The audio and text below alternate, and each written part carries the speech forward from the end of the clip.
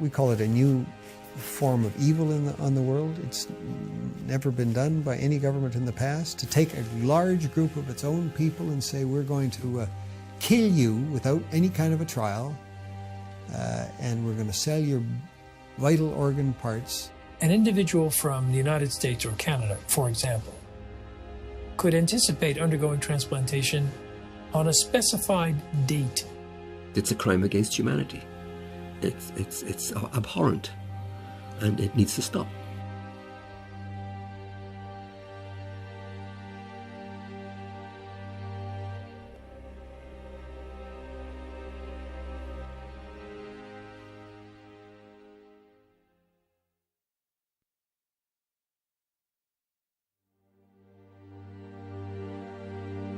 If you're going to go to China and you're going to get a liver transplant during the 3 weeks you are there, then that means someone is going to go schedule an execution, blood type and tissue type the potential executee, and have them ready to go before you need to leave.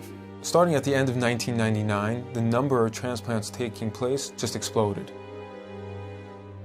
China carries out more organ transplant surgeries than any country besides the United States. But unlike other countries, China has no effective organ donation program. That's because culturally, Chinese people believe the body must stay intact even after death. China's Deputy Minister of Health, Huang Zhefu, has suggested that there are 7,000 transplants every year from the deceased, and that more than 90% come from executed prisoners. The number of criminal executions in China is classified as a state secret, but Amnesty International's estimate is about 1,700. The numbers just didn't add up. It's just too large of a discrepancy there. With only 1,700 executed criminals and no effective donation system, where do the rest of the organs come from?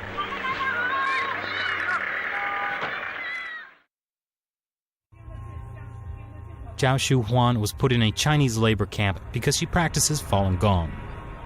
我每到一个劳教所，他都会让我们检查身体，给我们抽血验血。每个劳教所都是。 We estimate that in the period between 2000 and 2005, there are 41,500 transplants which have no other explained source.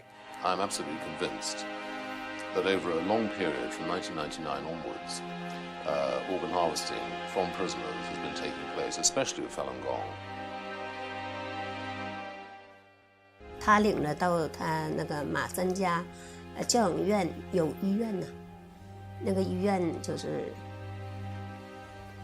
做我真理解好像就是验尿啊，抽干戈。 Doctors would come into the camps, they would look in their eyes, they would examine their organs with ultrasound and the like, and they were the only people in these camps who were medically examined thoroughly. In 2006, two Canadians, international human rights lawyer David Matus and former Secretary of State for Asia-Pacific David Kilgore, started to investigate allegations of forced organ harvesting in China. They found at least 52 points of circumstantial evidence, including websites of Chinese hospitals offering matching organs in less than a week. It's just not possible unless you have an unlimited source of organs. And these are people who are alive. We're talking about live donors. The actual transplant surgery itself was the form of execution. These were living people that were killed for their organs. Makes you think of some grotesque restaurant where you go in and you pick your lobster in a tank. But these are human beings we're talking about. The military's making money off of it. The hospitals are making money off of it. The middlemen are making money off of it. And we talk about money. We're talking about a multi-million-dollar operation.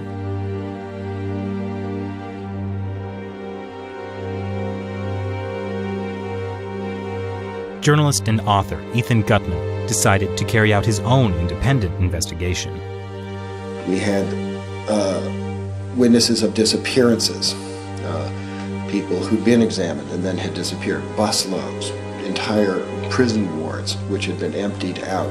The signs began to look like something much, much bigger. Like Tibetans and house Christians, Millions of Falun Gong practitioners are being persecuted in China for their beliefs. In 1999, Communist Party leader Jiang Zemin issued orders to break them financially, ruin their reputations, and destroy them physically. Since then, thousands of Falun Gong practitioners have disappeared without a trace. What happened to the disappeared? They, as far as we know, they're still there in these camps. Many of them been killed through organ harvesting, but the rest are still there, and they're the organ data bank for China. Around 1999, there were around 150 transplant centers. 6-7 years later, they had 600 transplantation centers. This is an increase by 300% within such a short period of time without an organ donation program. Military hospitals get watched in China, okay? There is nothing they can do without the party central taking note of what they're doing. Was this run by triads? No. This is run by the state. This was murder, and it came from the state. This is a crime against humanity. We should do our best to identify those specific individuals who are engaged in this and put them on the list of people who deserve to be brought to justice. In 2006, when this came out and we realized that they were killing prisoners of conscience for their organs, it was doctors that took the front line in trying to stop this. Every day there are a dozen of people that are executed or killed for organs in China. So we have to bring out the message. We have to inform medical doctors to stop this practice. But it's not only the medical community that's getting informed. The U.S. State Department mentioned allegations of forced organ harvesting in its annual Human Rights Report on China in 2011 for the first time. On October 3rd, 106 U.S. congressional representatives signed this bipartisan Dear Colleague letter to the State Department, demanding they reveal information on organ harvesting that they may have obtained from their sources in China. This barbaric human rights abuse must be stopped, but to stop it, we first have to further expose it. And with even more petitions circulating online, the issue is starting to get worldwide attention. But more needs to be done.